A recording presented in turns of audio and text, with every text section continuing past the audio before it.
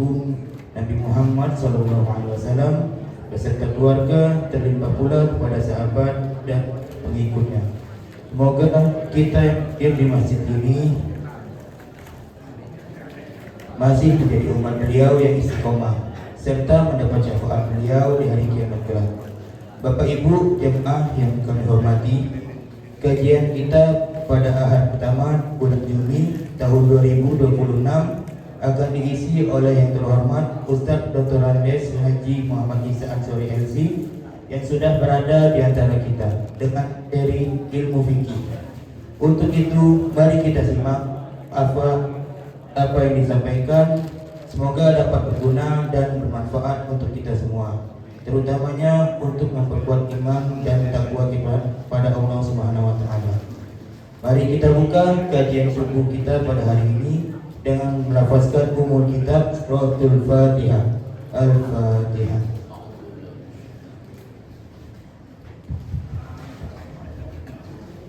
Kepada Ustaz kami persilakan.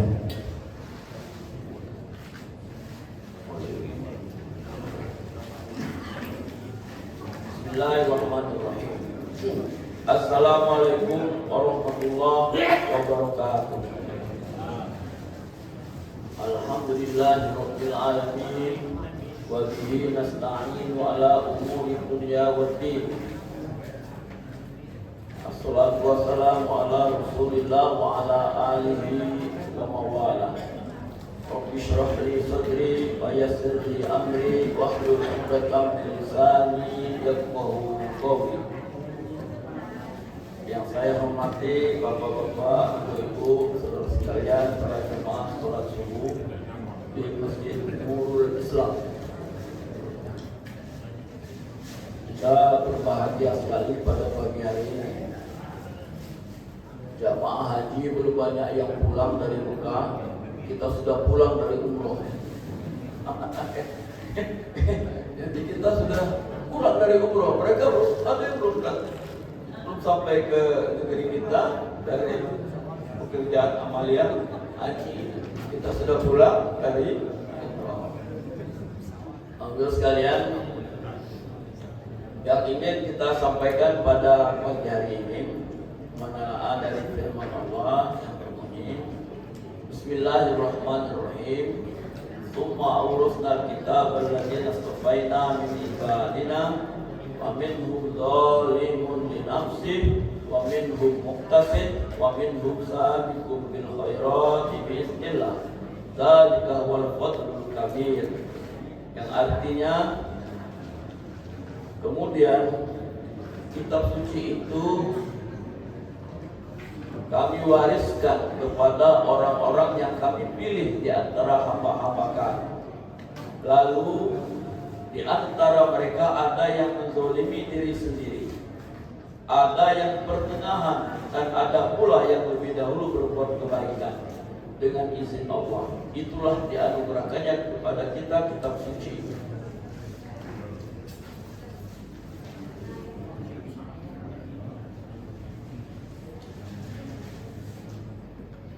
Bapak-bapak, ibu saudara sekalian, saya memahami ayat ini begini: bagaimana sikap kita orang Islam terhadap syariat yang Allah telah berikan kepada kita.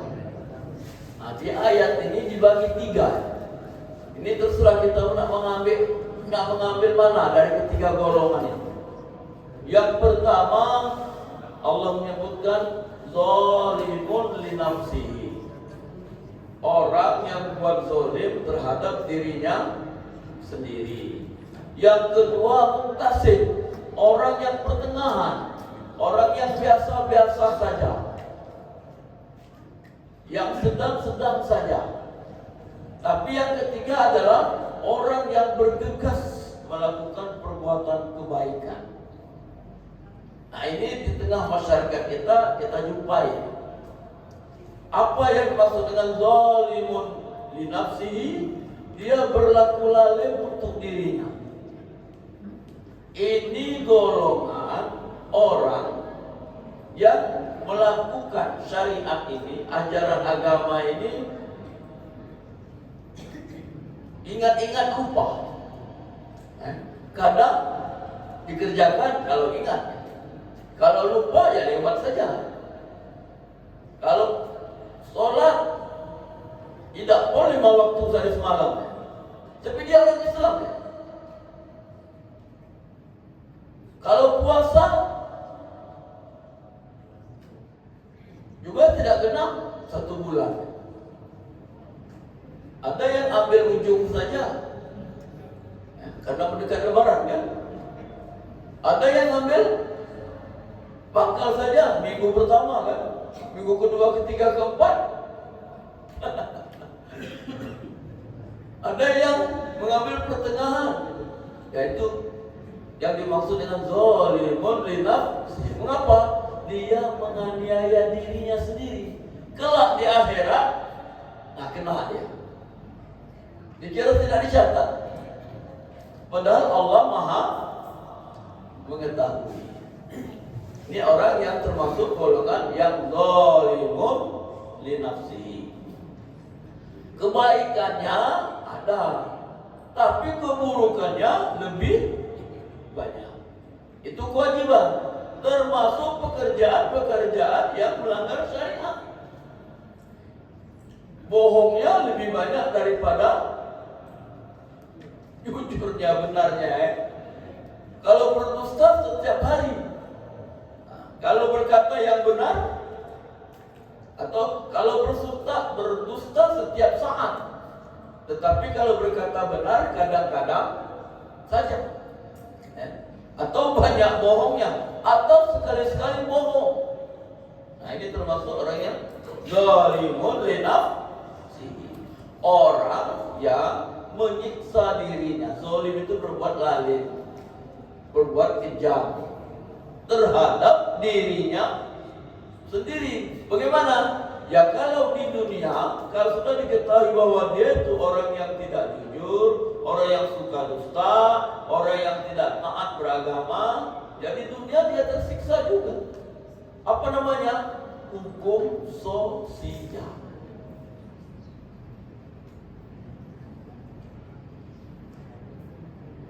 Kalau Imam Bukhari mengambil hadis, beliau amat sangat memperhatikan perilakunya. Orangnya suka dusta atau tidak? Kalau dia suka dusta, tidak diambil hadisnya. Lewatnya saja itu bohong. Dan kita juga di tengah masyarakat begitu. Kata siapa? Kata si anu. Mengapa? Karena sudah biasa bohong. Jadi di tengah masyarakat, dia sendiri sudah mulai mendapatkan hukuman sosial. Apalagi kelak di akhirat. Golongan yang kedua kata Allah, aminhum muqtasid, orang yang berada di pertengahan. Kebaikannya dengan keburukannya berimbang. Ya. Kebaikannya dengan keburukannya berimbang. Kalau sholat 5 waktu pol, tapi kurangnya apa? Kalau yang sunat-sunat lewat aja lah. Kalau sholat 5 waktu pol, tapi kalau zikir-zikir, baca Al-Quran, selalu tidak sempat, tidak punya waktu. Nah ini golongan yang pertengahan. Kebaikannya dengan keburukannya berimbang. Itu orang yang muqtasid, pertengahan. Jadi terhadap agama ini, agama dibawa oleh Rasulullah SAW. Nah, dia terima sedang-sedang saja, biasa-biasa saja. Padahal di dalam agama itu ada yang bersifat wajib, ada yang bersifat sunat, ada yang bersifat mustahab. Nah, mustahab ini kadang begini, pahami sesuatu yang yang tidak berguna. Mengapa? Karena mustahab ini kalau dikerjakan tidak berpahala, kalau ditinggalkan tidak berdosa. Lalu apa? Dikerjakan tidak berpahala, kalau ditinggalkan tidak berdosa. Nah, ini ada manfaatnya, ada faedahnya. Contoh, menaruh bel di depan rumah, itu hukumnya apa? Apa wajib? Apa sunnah? Apa mustahab? Apa makruh? Apa haram? Kan mustahab itu ya. Mustahab itu dikerjakan tidak berpahala, ditinggalkan tidak tapi ada manfaatnya. Ada manfaat itu ya. Manfaat itu. Apa gunanya Pak Khotib kalau Jumatan bawa tongkat? Itu hukumnya apa? Pasti tidak wajib. Ya, pasti tidak wajib. Juga entah sunnah tapi Rasulullah ada tongkatnya. Kalau itu jadi sunnah, tapi itu lebih mendekati kepada mustahab. Kalau makruh ya tidak. Kalau haram apalagi? Apa manfaatnya? Memberitahu dia sedang bertugas. Khalifah yang sebelumnya begitu. Dia bawa tongkat. Yang mengamalkan cuma satu tempat, di surau itu dan Masjid Agung ya. Di surau dan Masjid Agung. Kalau di tempat lain sudah tidak lagi pakai tongkat. Ternyata itu dipakai oleh tentara dan polisi. Tongkat komando. Apa guna tongkat komando? Dia punya pengawal, menunjukkan dia sedang bertugas, sedang memegang amanah.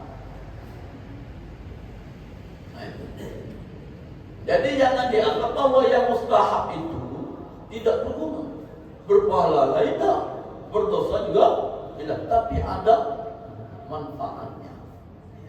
Ada manfaatnya. Nah, yang ketiga kata Allah Subhanahu wa taala, sabiqum bil khairat. Orang yang bergegas bersegera kalau melaksanakan kebaikan. Kalau ada kebaikan dia nomor satu. Dia duluan, dia lebih cepat. Nah, ini akan tergambar Pak sholat Jumat Pak. Sholat Jumat ya. Ada yang datang duluan, ada yang datang setelah azan, ada ya. Ada yang datang ketika hotel naik mimbar, khutbah. Ini kelihatan ini ya. Orang yang datang duluan pasti dia bawanya rapi, lengkap dengan kemejanya. Tapi yang datang belakangan, lihat aja, ada kaosannya. Itu yang sabiqum bil khairat. Kalau ada yang punya kebaikan dia duluan. Kalau ada kerja bakti dia duluan. Kalau ada pekerjaan-pekerjaan yang melibatkan orang banyak, dia duluan ikut serta di situ. Termasuk dalam urusan sosial dan lebih-lebih lagi dalam urusan agama. Kalau berpuasa umpamanya, dia sangat berhati-hati dia. Yang sifatnya makruh, yang sifatnya akan mengurangi nilai pahala, dia tinggalkan. Orang ini sabiqun bil khair. Orang yang bergegas kalau ada seluruh kalau ada kebaikan dia yang ambil. Duluan dia. Oleh karena itu kita ini dalam situasi yang amat sangat berbeda antara satu dengan yang lain. Kadang kita sendiri berbeda. Oleh sebab itu maka kita carilah supaya dalam pengamalan ibadah itu stabil. Bukan stabil kurangnya, stabil baiknya. Sampai di dalam suatu hadis itu dikatakan bahwa orang yang duluan melakukan kebaikan itu yang mereka akan mendapatkan pahala yang lebih. Muhammad tadi contohkan Jumatan. Lain orang yang datang ketika jauh dari sebelum masuk waktu dengan orang yang datang belakangan. Kata Rasul itu ya, yang datang duluan pahalanya sebesar onta. Kalau yang datang belakangan sebesar apa? Apa kambing? Yang terakhir yang dapat telur. Sudah hebat lagi, di tengah-tengah khutbah buka HP. Coba. Kalau adatnya, sunnahnya, ibu-ibu itu sholat meskipun tidak Jumatan setelah bapak-bapak pulang dari masjid. Apa? Dia mendengarkan khutbah Pak Khotib di rumahnya. Kalau tidak kedengaran, bukan tidak pakai pengeras suara ya. Jadi mereka juga depan rumah mendengarkan itu. Atau tidak dengar pun ketika suaminya pulang, tadi Pak Khotib ngomong apa? Karena yang ngomongnya Rasulullah Khotib ini. Jadi mereka ikut tahu tadi Rasul ngomong apa. Maka adat lama biasanya ibu-ibu itu sholat setelah imam atau setelah sholat Jumat atau jamaah Jumat sampai ke rumah, baru diangkat sholat. Cuma tidak tahu ibu mendengarkan tak khutbahnya Pak Khotib. Tak kata ibu. Orang yang di masjid juga sebagian kalau tak dengar, ada buka HP. Kalau dulu yang di bagian belakang, bagian luar itu yang tak kebagian sejadah itu, ampal itu. Apa alas sholatnya? Koran. Khotib keras ngomong, dia baca koran. Pernah tak bapak-bapak ibu melihat orang seperti itu? Bukan alam yang melihat. Dulu ya, zaman belum ada HP. Yang dibaca apa? Pos kota. Pos kota. Kecelakaan ini, pembegalan ini, pencurian ini, penodongan. Isi. Tahu. Pak Khotib teriak-teriak di atas mimbar. Tapi dia tidak bersuara. Hanya dalam hati ya. Kira-kira orang situ lawa dah. Tapi kan tidak ngomong. Wa yatakallamu faqad lawa. Wa man lawa fala yu'alla. Barang siapa yang ngomong, dia lakukan perbuatan yang sia-sia. Barang siapa yang melakukan perbuatan sia-sia, maka pada dasarnya tidak ada Jumatan lagi, tidak ada pahala Jumatannya. Tapi dia tak ngomong, dia cuma ngomong. Dia apa ya?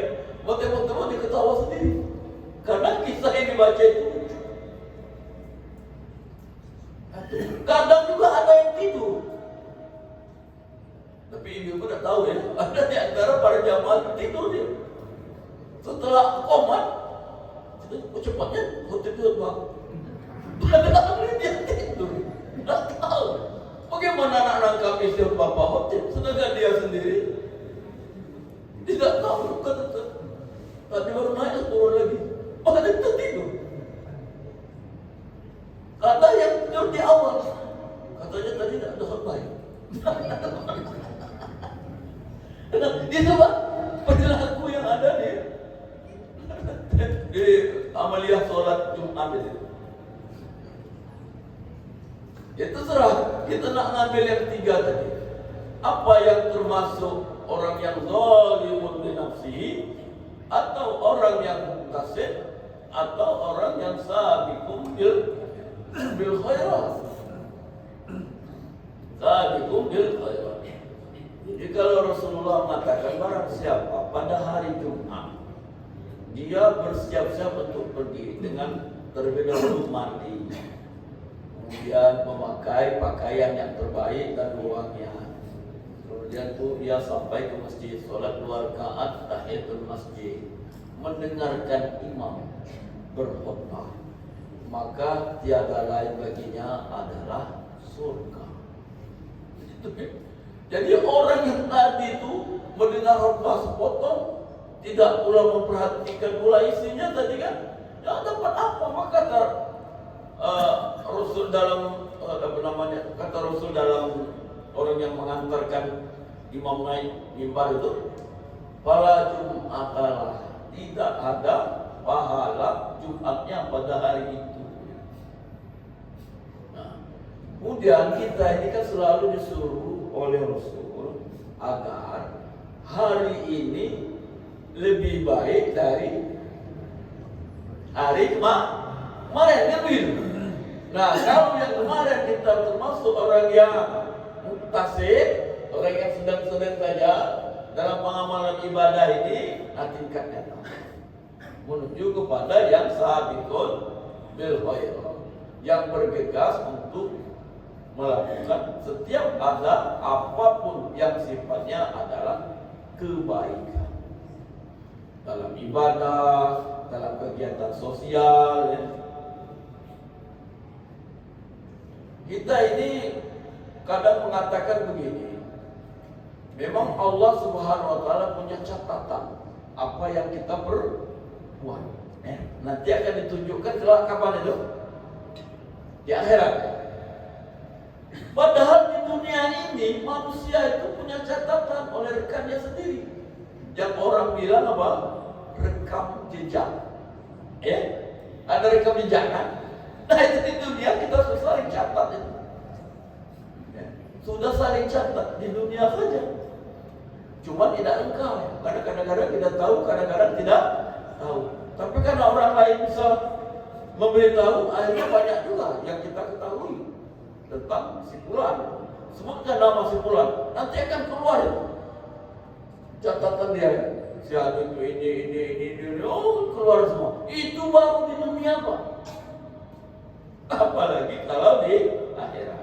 Nah, dalam rangkaian ini ibadahlah yang akan mudah kelihatan bahwa kita ini adalah orang yang sabiqun bil khairat, orang yang bergegas di dalam masalah kebaikan. Ya. Kalau keimanan itu sifatnya abstrak, tidak kelihatan. Iman kepada Allah, tidak kelihatan. Ya. Iman kepada malaikat, iman kepada kitab, tidak kelihatan. Iman kepada Rasul, iman kepada hari akhir, iman kepada qada dan qadar. Kelihatannya tampak pada pengamalan ibadahnya. Iman kepada Allah gimana? Iman kepada Allah perilakunya itu kelihatan. Bahwa Allah mengawasi, Allah melihat, Allah mengetahui. Oleh karenanya apa? Ya berbuat baiklah di dalam ibadah. Dalam amaliyah ibadah jangan tinggal. Jangan ada yang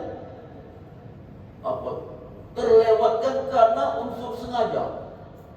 Padahal di sana banyaklah jalan-jalan yang memudahkan agar kita dalam melaksanakan ibadah ini penuh dan sempurna.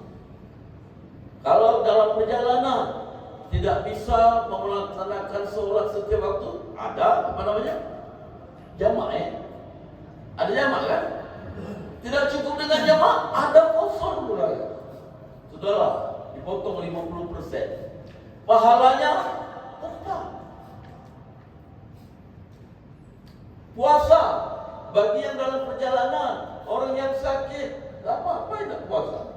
Tapi nanti dikodok. Jangan kalau nanti pelaksanaan ibadah, maunya puasa tadi itu lewat, ya sudahlah yang lewat-lewat, yang akan datang aja lain. Nah, ini termasuk orang yang apa tadi? Jangan ingat zalimun li nafsi. Dikira Allah tidak menghitung. Bukan, Allah itu sari'ul hisab. Allah itu sangat cepat melakukan apa? Perhitungannya. Sedangkan antara kita ada yang matematikanya 10 ya. Nah Allah lebih dari itu lagi. Sangat cepat melakukan perhitungannya. Nah jemaah sekalian, dalam rangkaian ibadah seperti ini kita haruslah menjadi orang yang secepat-cepat bergegas-gegas untuk melakukan kebaikan itu. Kebaikan itu. Meskipun di sana sini ada kemudahan, ada kelonggaran, tapi kita harus melaksanakan semaksimal mungkin. Kalau di dalam ayat Al-Quran dikatakan ittaqullaha mastata'tum. Takwalah kepada Allah, amalkanlah amalan agama itu menurut kadar kemampuan dari masing-masing. Maksimalkan. Sebab kita tidak selalu berada dalam kondisi yang sama. Ada yang musafir, ada yang mukim, ada yang sakit, ada yang kesibukannya tinggi. Nah, yang seperti itu tentu ada kemudahan-kemudahan yang Allah Subhanahu wa Ta'ala berikan. Pengajaran fikih, sekali lagi fikih ini adalah bagaimana pemahaman kita terhadap agama, dengan itu dapat kita laksanakan. Kalau kita tidak tahu cara pengamalannya, maka bagaimana kita dapat laksanakan secara maksimal tadi. Maka itulah pentingnya fikih. Jadi pemahaman kita bagaimana kita dapat melaksanakan ibadah itu dengan sesuai dengan perintah Allah yang dicontohkan oleh Rasul Sallallahu Alaihi Wasallam. Dan fikih ini hidup, setiap saat berubah dari waktu ke waktu, karena suasananya juga berbeda. Maka di dalam istibarat para fuqaha itu selalu mereka menggunakan metode bagaimana cara mengambil suatu hukum yang sebelumnya mungkin belum pernah ada. Ada yang bertanya, apa hukumnya menyentuh HP yang di dalamnya ada ayat Al-Quran? Apa harus berwudu? Gimana Pak ya? Padahal kita kalau memegang Al-Quran, kita mestinya Pak bersuci. Nah bagaimana kalau HP? Kan ada ayat-ayat Al-Quran di dalamnya. Apakah HP itu disebut mushaf juga? Yang dinamakan mushaf adalah himpunan dari banyak kertas yang diapit oleh penutup bingkai. Itu namanya mushaf. Kalau tidak diapit dan tidak dijahit bertebaran, itu namanya apa? Suhuf, lembaran-lembaran belakang. Maka ada suhufu Ibrahim wa mushaf. Lembaran-lembaran. Tapi kalau mushaf dia terjadi, diapit oleh dua penutup, ya, bingkai penutup. Nah, itu namanya mushaf. Nah, kita katakan yang ada adalah mushaful Quran. Mushaful Quran. Nah, sekarang HP itu gimana? Apa dia juga bisa disamakan dengan mushaf? Nah, ini termasuk temuan yang belakangan. Zaman dulu tidak ada HP, jadi nggak bisa dibanding-bandingkan, nggak bisa dikatakan apa hukumnya. Dan sekarang baru ada HP yang di dalamnya memuat ayat-ayat Al-Quran. Bapak-Ibu sekalian, saya ingin menyampaikan bahwa pada pagi hari ini kita ambillah dari mulai yang sifatnya muktasid, kemudian berlanjut kepada sabiqun bil khairat, ya. Dan dalam amal. Tidak usah merasa bahwa ini adalah bagian dari beban, tapi justru itulah nak mau mengukur sejauh mana kemampuan kita berbuat. Sebab agama itu menyuruh semampumu, ya, semampu kamu. Mampu kalau sholat berdiri, ya berdiri. Kalau tidak mampu berdiri, ya tegak. Ya berdiri tegak sama. Berdiri dan tidak bisa berdiri dengan duduk. Tidak bisa dengan duduk sambil Jadi ada batas-batas kemampuan kita untuk melaksanakannya. Nah, itu. Mungkin ini dulu ada bisa menanyakan hal-hal yang selain dari yang kita sampaikan. Silakan. Baik, terima kasih Pak Ustaz. Bapak Ibu, mungkin ada yang mau ditanyakan, silakan. Ibu-ibu, masih lama Bu, berapa jam lagi? Belum pas. Bapaknya? Oh, Pak Haji.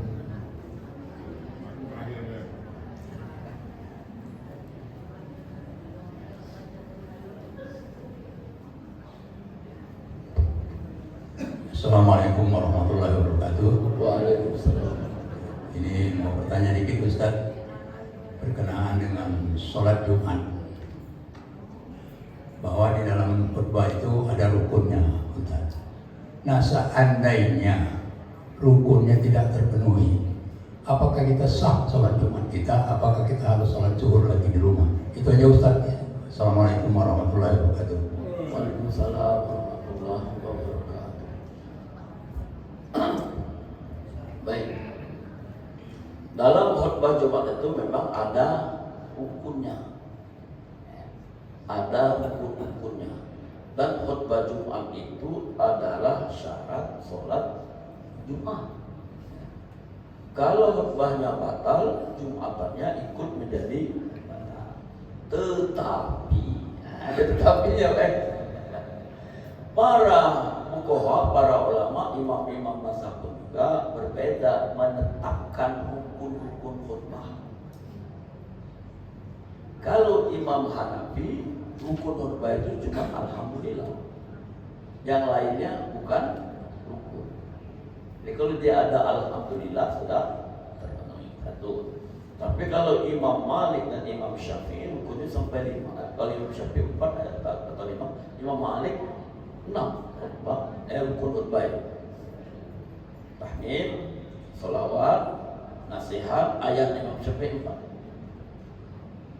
Kalau Imam Malik sampai 5 rukun itu. Nah, di tengah kita masyarakat yang berlaku, kita ini berada pada penganut mazhab Imam Syafi'i. Kalau tidak salah, ingatan kita ini dulu pernah di Masjid Istiqlal ada khotib atau khotib rangkap imam itu, dalam khutbahnya itu rukunnya kurang. Kan pernah geger, pernah ikut itu. Ya, memang kita bisa mengatakan bahwa hal yang seperti itu mengakibatkan sholat Jumatnya menjadi gugur karena rukunnya tak terpenuhi. Kalau menurut mazhab Imam Malik atau mazhab Imam Syafi'i. Tapi kalau kita mengatakan itu kalau Imam Hanafi, cukup mengatakan rukun itu adalah tahmid saja. Alhamdulillah. Berikutnya bukan bagian daripada rukun. Nah, dengan demikian maka kalau kita memahami ini adalah pemahaman dari para imam mazhab, maka sholat Jumat itu masih sah. Tidak salah, saya sudah pernah menyampaikan pentingnya bermazhab di sini. Sudah pernah belum? Belum ya. Ya saya kan misi di tempat lain nanti apa sudah disampaikan. Itu pentingnya bermazhab. Jadi pada saat suatu ketika kita tidak bisa terpenuhi, nah kita melihat pada ajaran yang lain rupanya ada. Nah, itu ya. Contoh saja, orang yang melaksanakan tawaf, baik tawaf umroh atau tawaf haji. Kalau menurut mazhab Imam Syafi'i, ketika bersentuhan laki-laki perempuan yang bukan mahramnya pastilah batal. Tapi kalau dalam tawaf itu, bisakah kita menghindari untuk bersentuhan tadi? Yang menurut Imam Syafi'i, Imam Hanafi, selama tidak dikehendaki, bukan diniati, ya tidak menjadi batal. Nah kalau kita mengatakan itu pasti batal, barulah nak ikut tawaf, lah bersalah uduk lagi. Nah licin lah mukanya kan. Ayo kilat sekali wajah kamu. Habis tadi 10 kali lebih berwuduk kan. Bukan kilat. Jadi dengan memahami begitu kita bisa mengetahui betapa luasnya ajaran Islam. Akhirnya ada yang memang maksimal begini, tetapi ada minimal begini. Dan itu sifatnya karena dalam keadaan darurat yang tak bisa diatasinya. Tadi kembali kepada mastata'tum, menurut kemampuan kalian. Nah, apa perlu nanti para jamaah Jumat saya penganut mazhab Syafi'i? Alhamdulillah, tidak juga kan? Kita juga harus begitu kan? Mereka katanya tidak juga. Itu Pak ya? Mungkin ada yang lain, Bapak, Ibu, Pak Rahman, silakan Pak.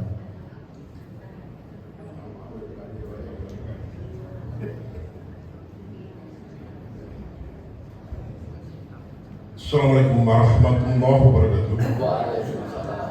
Mohon maaf Ustaz, Bapak Ibu Mas sekalian.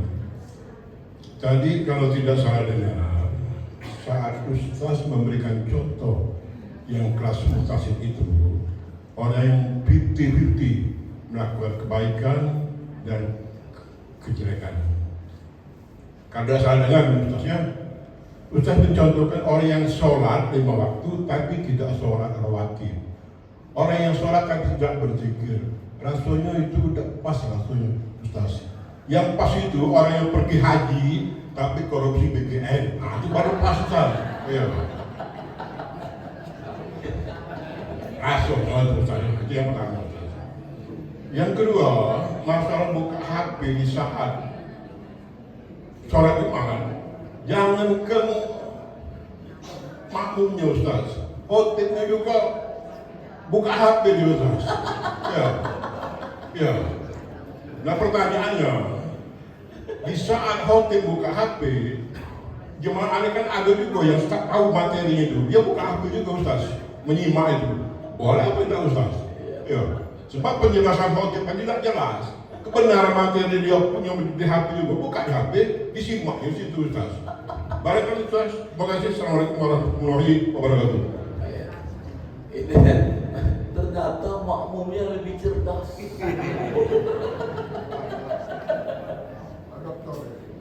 Zaman sekarang ini, sudah tidak ada lagi dinding yang antara yang berpendidikan tinggi dengan yang berpendidikan rendah. Kenapa? Pengalaman yang mendukung. Jangan kira dokter spesialis itu lebih pintar dari dokter umum. Kita ini kalau berobat harus tahu penyakit kita. Ke spesialis ya. Datang ke dokter jantung, kamu sakit paru-paru, dia ditunjuknya jantung terus. Lah, aku ini ahli jantung. Lah, ahli jantung terus. Untung jantung buatan Tuhan tak jebol, buatan kejagung. Ini pengalaman orang tua saya. Gangguan pernapasan. Terus berobat spesialis jantung, jantung 7 macam pil dimakan sampai panas mandi terus sehari itu mungkin 10 kali lebih mandi. Panas kan? Sampai kuping pendengar itu. Satu kali lupa kontrol lewat hari. Wih marah-marah dokternya. Kasih itu katanya, orang tua saya itu adalah kalau begitu, aku tak datang lagi dengan kamu. Kau belum mendahului Tuhan, kau dah jadi bapak ini. Kalau tergantung dengan obat ini, oh hilang iman kamu ini. Kau berobat lagi, tidak berobat, datang kawannya, besok, lah coba pergi ke dokter umum dulu, diperiksa, paru-paru Pak. Ini gimana? Berobat paru-paru. ya alhamdulillah ada obatnya. Masa untuk penyakit ada obatnya? Itu ijazahnya palsu itu, Ustaz. Oh? Waktu tadi ijazahnya palsu itu, Ustaz.